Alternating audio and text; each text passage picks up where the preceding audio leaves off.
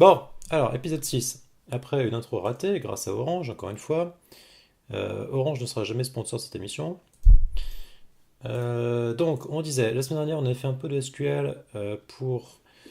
On a continué le SQL avec notamment le rajout du pool de connexion.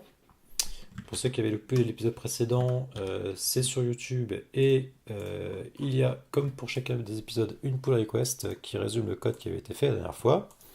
Je rappelle par ailleurs pour ceux qui nous rejoindraient que je ne travaille pas sur ce projet-là en dehors du stream, donc 2 heures de travail dessus par semaine et pas plus. Donc il n'y a pas de code en plus. Si vous suivez l'émission, vous avez toutes les diffs au fur et à mesure. Et je m'étais fait quelques petits commentaires à la fin du stream que j'avais pas pris le temps de corriger. Et donc on va faire ça rapidement en guise de courrier du relecteur, à défaut d'avoir d'autres pull requests à review cette semaine.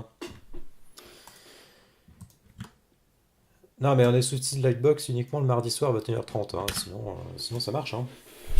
C'est un complot de Stéphane Richard. Je suspecte Stéphane Richard d'être un développeur Node.js. Donc, on disait, je m'étais juste fait remarquer à moi-même, hein, en bon schizophrène que je suis, que le script de création de table pour les vidéos contenait en plus, cette fois-ci, le script de création des tags. Donc, c'était pas du tout pertinent. Donc, on va s'empresser de corriger ça pour séparer en deux fichiers. On verra peut-être plus tard comment on fait pour faire des migrations SQL automatiques quand on fait du déploiement continu. Pour l'instant, c'est pas trop d'actualité. Mais c'est toujours une bonne idée de séparer les choses, ma foi, ça évitera plus tard de se poser des questions. Et on s'était aussi fait remarquer que ces valeurs-là, 1, 0, 5 et 2, étaient parfaitement magiques, et une semaine après, je me souviens déjà plus de ce à quoi ça correspond. Donc on va aller relire la doc, extraire ces valeurs-là, et commenter ces valeurs magiques avec un petit indice sur ce qu'il faudrait éventuellement changer le cas échéant. Donc, imaginez que je vais le faire, mais j'ai juste séparé en deux les deux jeux d'instructions SQL, à savoir la création de table et l'ajout d'index, enfin de contraintes d'unicité sur les clés qui nous intéressent. Donc, en l'occurrence, pour la table vidéo, bah, la clé naturelle c'est l'URL, et pour les tags, la clé c'est en fait l'ensemble des colonnes. Un hasard bien heureux, mais c'est forcément une clé en fait. Hein. C'est le tag et la vidéo. Alors je dis une contrainte d'unicité. euh, on pourrait discuter de ça et se dire qu'on liste les tags d'un côté et on associe un tag à une vidéo de l'autre. Mais le tag, l'identifiant du tag se suffisant à lui-même, on va considérer que c'est superflu et se contenter de cette table de jointure implicite, on va dire, comme seule table stockant les tags. Et je pense que ça sera largement suffisant pour un paquet d'années. Donc voilà, ça c'est pour la partie requête SQL. Pour la partie, euh, hop, pour la partie database, donc on avait une routine de création de pool de connexion avec retissant quelque chose qui vient d'une bibliothèque dédiée qui s'appelle pool, qui est tout à fait agnostique de la ressource que l'on manipule. C'est vraiment un pool de ressources. Et en l'occurrence, dans notre cas, la ressource, c'est une connexion SQL de la lib PostgreSQL Simple. Euh, donc il faut voir ça comme une collection avec un peu d'élasticité. Le truc est capable de créer tout seul des connexions, de release tout seul les connexions. Et pour créer une connexion, il fait appel à la fonction qu'on a définie nous-mêmes et qui va lire dans l'environnement les paramètres d'accès à la base qui nous intéressent selon l'environnement sur lequel on travaille. On fournit aussi la routine permettant de relâcher la ressource, donc en l'occurrence de fermer la connexion SQL. Donc ça vient directement du PostgreSQL Simple.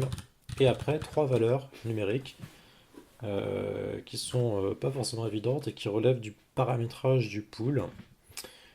Donc si on retourne sur la doc de createPool, on est sur le module data.pool de la librairie resource pool. CreatePool accepte euh, accept. Donc ça, c'est les deux routines qu'on a vues de création et de destruction de la ressource. Et après, trois paramètres numériques. Le premier étant le nombre de stripes, donc des subpools. Donc on va dire que ce pool contient une seule stripe. Comme ça, on néglige ce concept. Je n'en ai pas de l'utilité.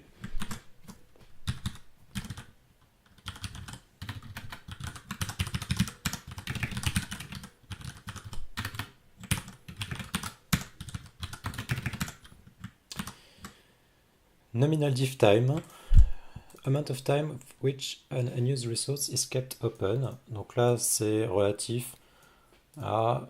Donc ça, c'est quelque chose que si on devait paramétrer finement, il faudrait que l'on étudie des données statistiques sur le comportement du pool dans l'environnement le plus important, ou après on peut rendre ça paramétrable bien sûr, mais c'est vraiment une question qui est à étudier au cas par cas et qui relève, c'est l'élasticité de ce pool. Donc c'est quelle est l'inertie sur la ressource, combien de temps une ressource est disponible. Donc c'est un rapport, un équilibre à trouver entre le coût de création d'une ressource et le coût que représente le fait de mobiliser la ressource sans s'en servir. Donc, par exemple, si le nombre de connexions est une ressource sensible sur laquelle vous voulez être assez précis, vous aurez tendance à mettre un temps assez faible pour vous éviter le nombre de connexions ouvertes et qui sont gâchées.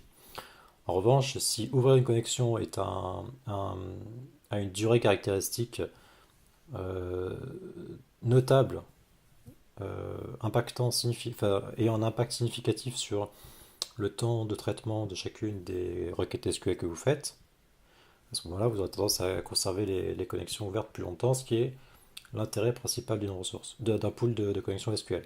Donc traditionnellement, dans un pool de connexions SQL, les ressources sont gardées ouvertes assez longtemps. Alors moi j'avais mis 0,5 par défaut, mais quand on y réfléchit bien, on peut mettre quelque chose de beaucoup plus large et on peut considérer que ces 30 secondes sont tout à fait acceptables. En pratique, ce projet étant pas amené à être utilisé de façon massive, tout ceci importe peu, et il y a peu de chances qu'une même requête, qu'une même connexion SQL soit réutilisée un grand nombre de fois. Et je n'ai pas fait ce que j'avais dit, à savoir de savoir sortir la valeur. Donc on va appeler ça timeout.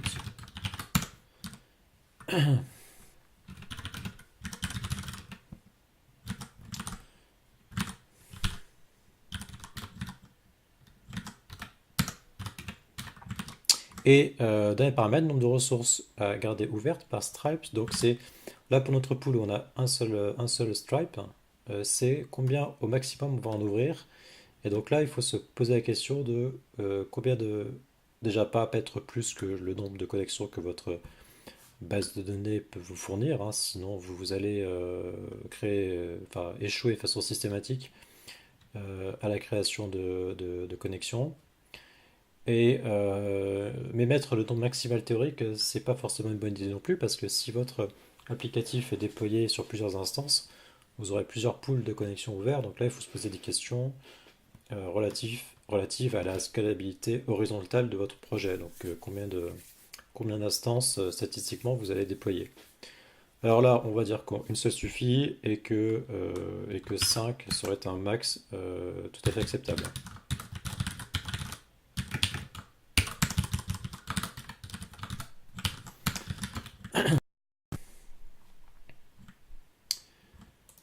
Il y a des morceaux de Haskell à l'intérieur. Alors oui, oui, t'inquiète, ça va venir.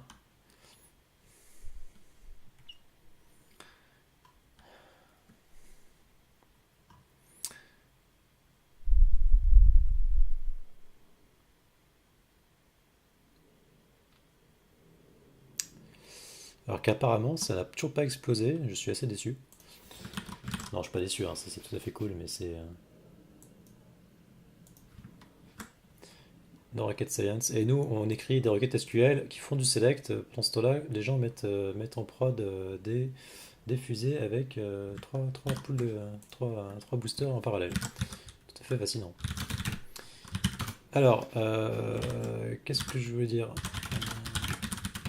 On va aller regarder les modifications qu'on a faites. Donc ça me semble pas mal. Est-ce que ça marche encore?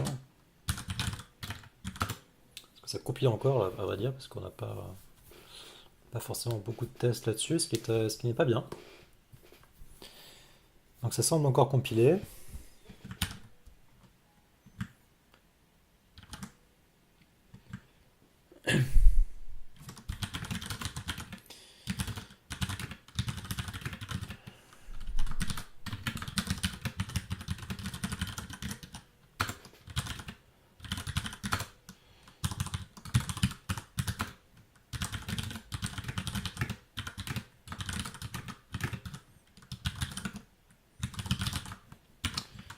Et on va mettre à jour la branche de la pull request pour que ces modifications-là soient prises en compte.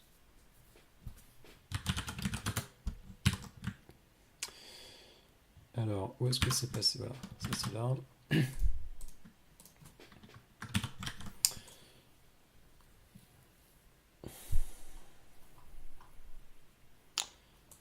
Merci pour les tickers. Donc, un petit check rapide, et puis après on va... Attends, c'est intéressant, j'avais oublié la contrainte à ce moment-là. De l'intérêt de Git, ça vous rappelle toujours ce que vous avez oublié. Ok. Ok, bon, je vais pas refaire une vue globale, on va valider tout ça, et puis on va pouvoir passer à la suite.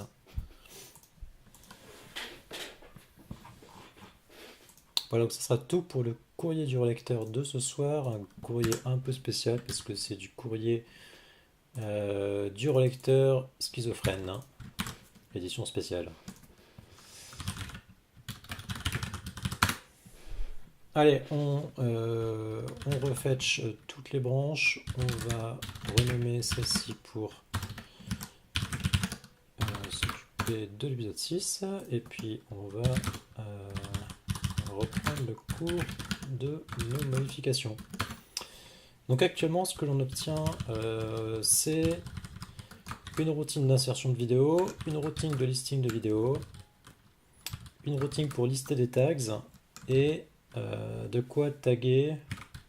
Donc lister tous les tags, mais actuellement elle n'est pas implémentée. Et lister tous les tags d'une vidéo, pareil, pas implémenté.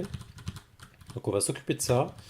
Et une fois qu'on aura ça, on va pouvoir commencer à réutiliser un petit peu ça, parce que pour l'instant ce code-là est parfaitement inutile, hein. Donc on va aller s'en servir, et on s'en servira, j'espère qu'on aura le temps, mais on s'en servira dans une petite page web qui va se contenter dans un premier temps de lister les vidéos, donc vous faire une belle liste HTML, commencer à en faire des jolis. Donc vous attendez pas du design de haute volée ce soir, ça sera des choses élémentaires.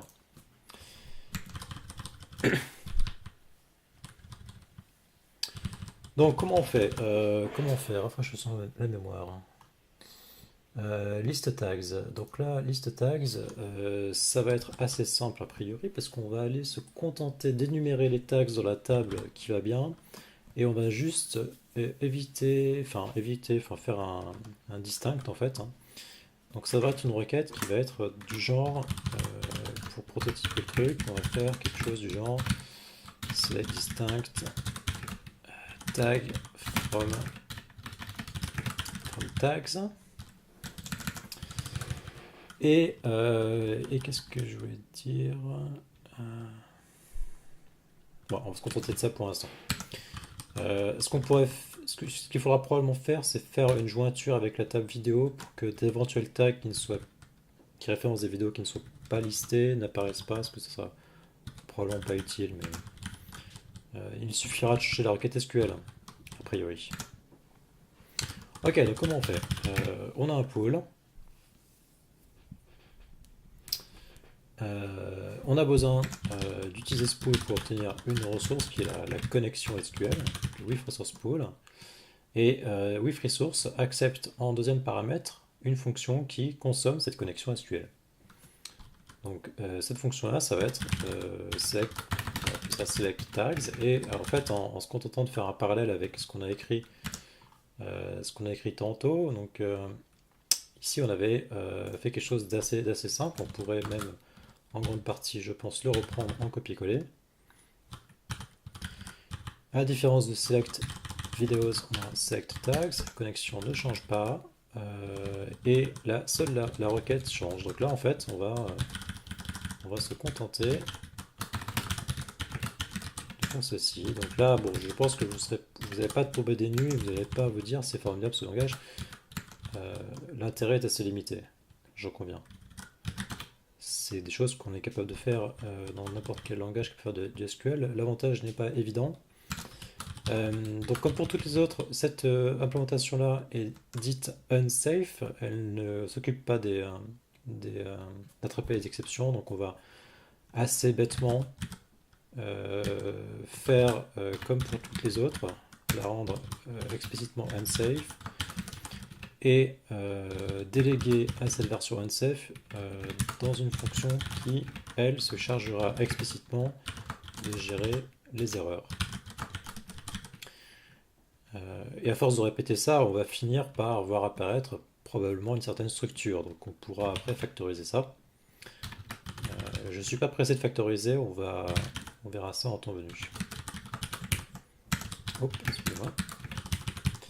Donc là, le pendant de cette liste tags, c'est liste vidéos ci-dessus, qui, donc elle, attrape deux exceptions, l'exception SQL error et l'exception handle result error. Donc, je vous rappelle que celle-ci est chargée des erreurs relatives à l'interprétation de la requête par le moteur de base de données, qui sont remontées à toute la couche de connexion à la base de données. Et celle-ci attrape les erreurs de décodage du résultat. Donc sur un select, vous obtenez une liste de lignes, une liste de tuples qu'il faut ensuite transformer dans votre data type à vous. Et il s'avère qu'on va pouvoir en fait assez simplement reprendre ça dans les grandes largeurs. Et donc là, c'est très tentant de se dire, effectivement, on a le même code ici. Hein. Là, pour le coup, il n'y a pas de grande subtilité. Ce qu'il faut changer toutefois ici, c'est le type de retour. Mais on va pouvoir rendre ça paramétrique, je pense, sans trop de difficulté. Voilà, donc on commence par une version qui est du code du piquet. Et on va s'assurer que cette version compile. Et une fois qu'elle compile, à ce moment-là, on va factoriser le code.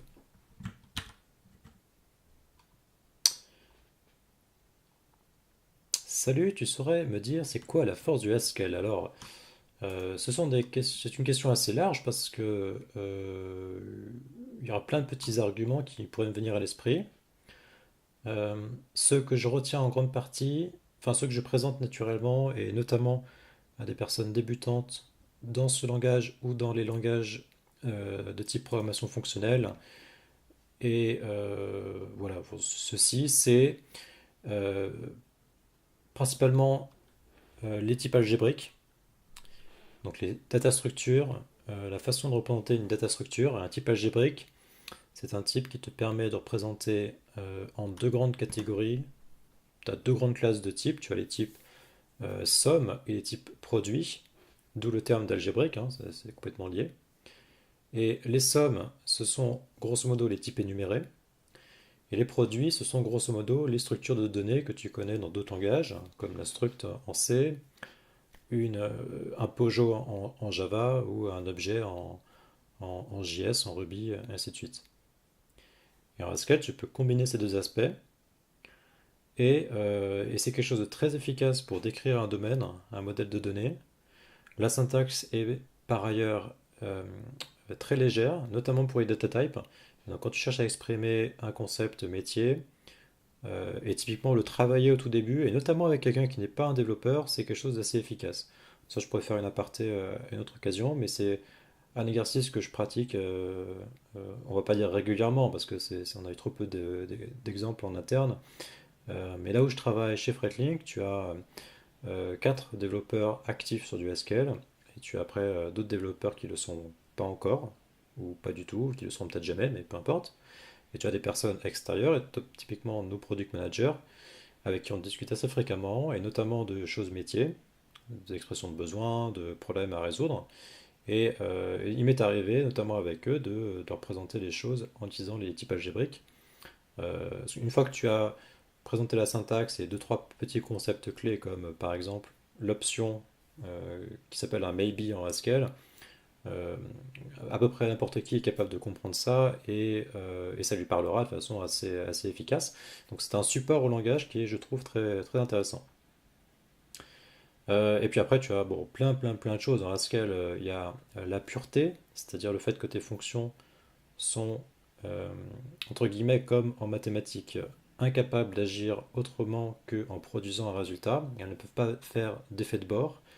Euh, C'est-à-dire que si ta fonction accepte un jeu de paramètres donnés et que tu lui passes toujours les mêmes valeurs en entrée, tu obtiendras toujours les mêmes valeurs, la même valeur en sortie. Et ça, c'est très intéressant parce que quand tu écris des fonctions pures, tu vas t'offrir un certain nombre de garanties sur leur comportement, sur le fait aussi de pouvoir les assembler, les composer pour produire des programmes plus complexes.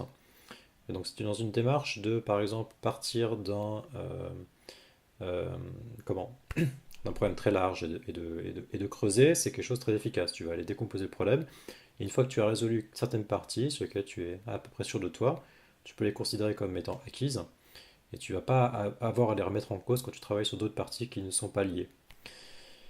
Il y aurait plein de choses à dire, hein, mais le dernier point que je pourrais citer, c'est le polymorphisme et le fait d'abstraire les choses, de généraliser les choses. Du coup, en C Sharp ou autre, une fonction peut donner différentes valeurs avec les mêmes paramètres. Oui, dans une certaine mesure, oui, parce que tu peux, par exemple, quand tu écris, euh, si tu écris un client de requête, un client d'un service HTTP, cette fonction-là, euh, en fait, elle va faire la requête SQL ou la requête HTTP un petit peu dans ton dos. Et c'est pas apparent dans la signature que cette fonction interagit avec le monde extérieur. Et le simple fait, par exemple, d'écrire dans la sortie standard un message de debug, c'est un effet de bord et c'est quelque chose qui affecte ton environnement et qui rend cette action impure, au sens où tu ne peux pas avoir de garantie sur ce qui se passe et sur le fait de reproduire le code. Et je pense que tu auras déjà expérimenté le fait qu'une fonction pure, même si tu ne sais pas que ça s'appelle une fonction pure, est une fonction beaucoup plus simple à tester. Ça durant ta vie beaucoup plus simple. Voilà, c'est quelque chose qui est très intéressant aussi quand on fait des interfaces graphiques. Le fait d'avoir des callbacks sur des événements dans des frameworks d'interface graphique, c'est un pas dans cette direction-là. C'est quelque chose qui est, voilà, tu réagis à une entrée, tu produis une sortie, et tu essaies d'éviter de faire des effets de bord. Alors, ce que je viens de te dire sur l'interface graphique est assez très partiellement vrai, parce qu'en pratique, là, les callbacks en question agissent sur plein de choses dans tous les sens, et c'est difficile de s'assurer d'un certain nombre de comportement ou de raisonner sur le code que tu écris quand tu écris une interface graphique.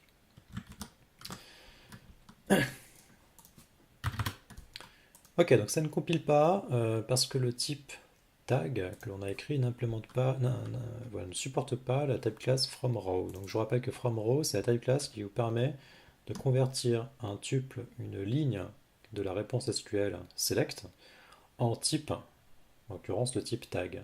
Donc c'est une sorte de parseur, hein, c'est une instance d'une type class qui vous permet d'écrire un désérialiseur de résultats SQL. Alors jusqu'à présent, on n'avait pas eu besoin d'implémenter parce qu'on n'avait jamais lu de tag depuis la base. On s'en était servi en entrée dans la fonction insert. Et pour insert, on avait dû instancier, si je me souviens bien, to row. Ou alors on avait fait autrement. Ouais, on avait fait autrement. Donc on s'en était pas occupé. Donc ça c'est quelque chose aussi par ailleurs de très intéressant, c'est que tu as quelque chose à la compilation qui est assez précis sur les hypothèses que l'on peut faire sur une fonction donnée. Et en l'occurrence, la fonction laquelle je parle ici, c'est la fonction selectTags. Et selectTags, c'est quoi? C'est ce qu'on a écrit, alors je m'y suis perdu entre temps, c'est ce qu'on a écrit ici. SelectTags ne fait que déléguer, entre guillemets, à la fonction query qui vient de la lib PGSQL Simple, dont le travail est d'évaluer des requêtes select sur une base de données à laquelle on accède par ce type de connexion. Donc, soit une connexion, soit une requête SQL, qu'on a écrite ici. On va agir sur la base de données et query impose notamment que le type de retour que l'on attend instancie cette taille classe. Parce qu'il va bien falloir à un moment donné que l'on aille parser les résultats. Donc ça, c'est pas spécialement nouveau, c'est quelque chose que l'on a dans tous les langages quasiment. En tout cas, les langages typés, un tant soit peu typés. Et les développeurs Java ou C# ne sont pas surpris de pouvoir exprimer ce genre de choses dans les API. C'est du polymorphisme avec des contraintes sur les types paramétriques. Donc rien de particulièrement compliqué. La seule petite nuance ici, c'est que l'inférence de type, c'est-à-dire le travail que fait le compilateur pour savoir de quel type on parle à quel moment, notamment sur cette expression-là qui ne donne en tant que telle aucun indice sur le type de retour, l'inférence de type est faite par le contexte d'appel de la fonction. Et de quelle expression on parle? On parle de cette expression-là qui est appelée ici. Et le simple fait d'exprimer ici cette signature-là de fonction permet au compilateur de savoir que selectTags doit renvoyer une liste de tags. Et pour que cela soit possible, parce que query underscore exprime cette contrainte, eh bien il faut que tag instancie fromRow. Alors il y a eu un petit saut que j'ai fait là rapidement, qui est que ici on avait une liste de tags et là on a le tag directement. Alors qu'est-ce qui se passe? Il se passe que en fait la collection, le tableau, la liste euh, fournit déjà une instance de fromRow à condition que le type qui est contenu par cette liste-là lui-même le fournisse. Et donc c'est par cette étape supplémentaire d'inférence de type que le compilateur va vous demander de lui fournir une instance de cette type class. C'est quelque chose de très intéressant parce que c'est très précis et ça vous accompagne quand vous travaillez d'une façon qui est, une fois qu'on est habitué évidemment à lire ces messages d'erreur, qui peuvent paraître un petit peu intimidants au premier abord, qui est très très précis. Et si le compilateur est capable de vérifier ce genre de choses, cela veut dire qu'il est probablement capable de vous éviter en avance, assez tôt, un certain nombre de problèmes que dans d'autres langages on rencontre à l'évaluation, au runtime. Donc ça c'est un autre avantage de ces langages-là, euh, pour lesquels le compilateur est assez précis, où il y a une sémantique pour exprimer des choses beaucoup plus avancées que les type systems que l'on rencontre d'habitude. Et plus tôt vous identifiez une erreur, plus facile il vous sera de la corriger et moins large sera l'ampleur du problème. Je pense que tout le monde sera convaincu par le fait que si on identifie un problème quand on développe en local dans son éditeur de texte, c'est beaucoup plus agréable que quand c'est en production, par exemple. Et je ne dis pas ça pour ceux qui font du JavaScript, hein. Pas du tout. Donc on va aller lui fournir une instance de fromRow. Et il s'avère que ici, l'instance de fromRow, eh bien, elle ne va pas être très difficile à fournir parce que notre type tag, eh bien, il est assez simple. Et en fait, notre type tag, c'est un new type, c'est-à-dire que il se contente de décorer un seul paramètre. Et ce paramètre-là a pour type texte. Et texte, évidemment, fournit une instance de fromRow qui est tout à fait directe, qui est que tous les types SQL qui représentent une chaîne de caractères sont convertibles en texte Haskell. Donc, comment on va faire pour autant pour implémenter ça? Parce que je vous dis que ça paraît simple, mais il faut quand même aller écrire le code en question. Donc, on va retourner dans la doc de PostgreSQL Simple.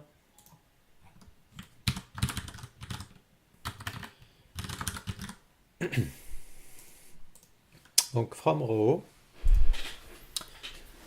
Ah oui, on avait déjà eu ce petit coffre la semaine dernière. Ouais, je m'étais pas montré sur mon meilleur jour cette fois-là.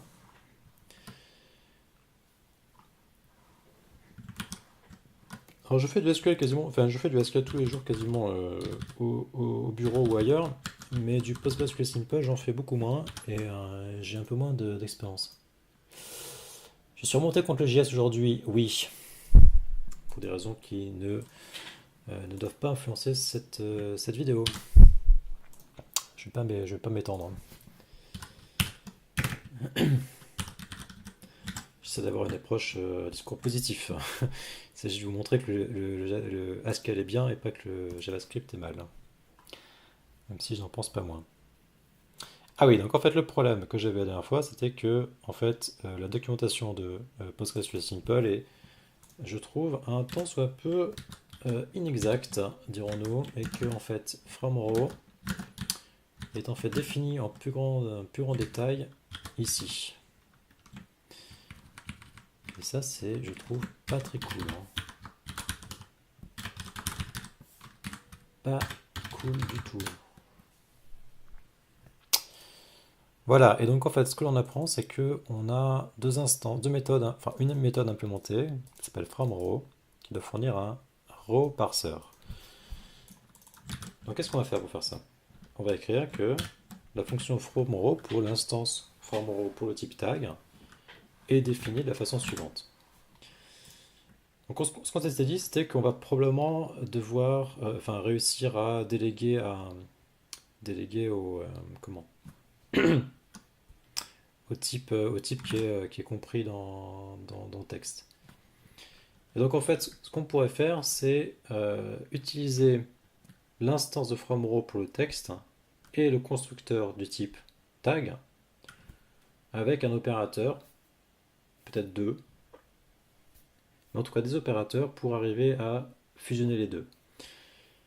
Euh, donc ça c'est une stratégie, mais on peut se contenter en fait de considérer que tag est un data type comme les autres, avec un seul constructeur qui prend un seul argument, et faire comme dans la documentation et ne pas forcément aller beaucoup plus loin que ça.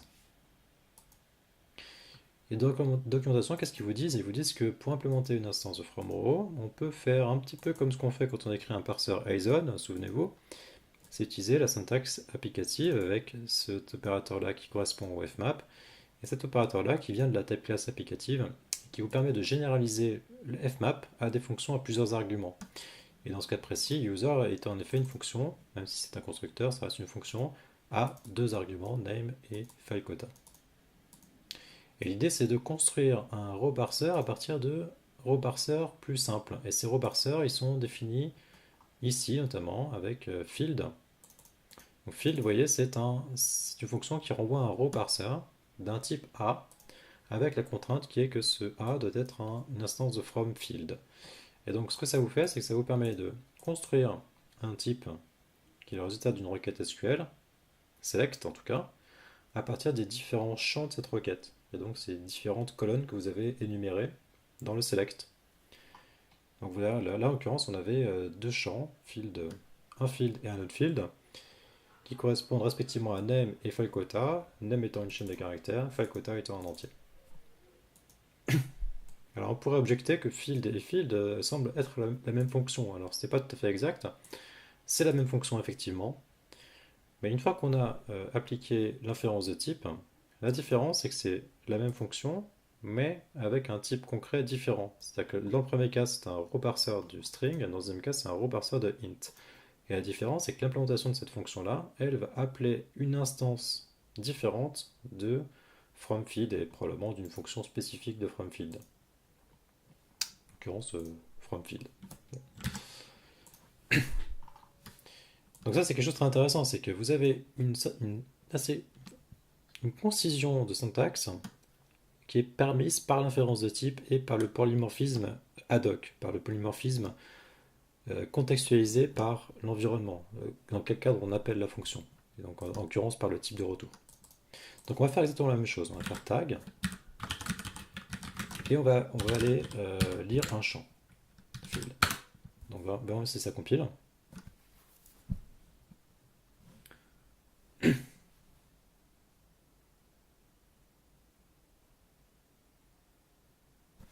Ça compile. On va aller tester ça. Donc pour tester ça, il faut que je source mon environnement qui contient la connexion à la base de données, que je ne vais pas vous montrer. Et je vais lancer le REPL, l'environnement, enfin l'interpréteur. Et donc on va essayer de faire un list tags. List tags avec un pool de connexion, donc il me faut un pool.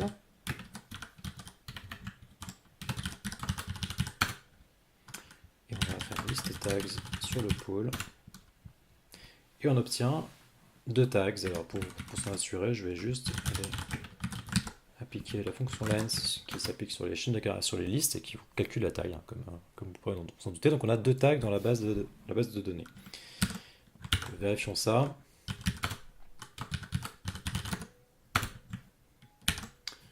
Vérifions ça rapidement.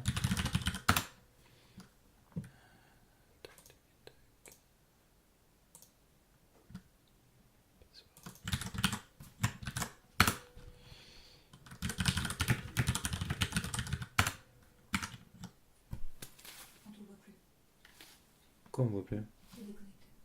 Mais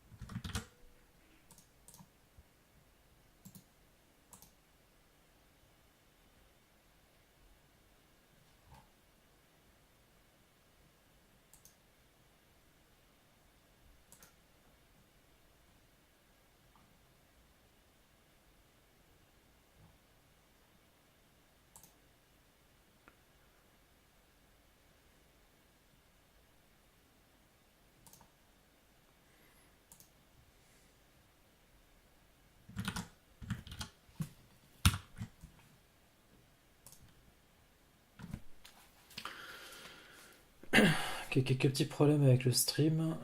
Twitch se fait la gueule ce soir, j'ai l'impression. Je suspecte un certain Docteur Disrespect de foutre un peu le bazar avec trop de viewers.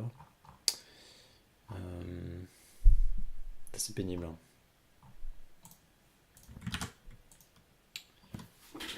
Ok. Et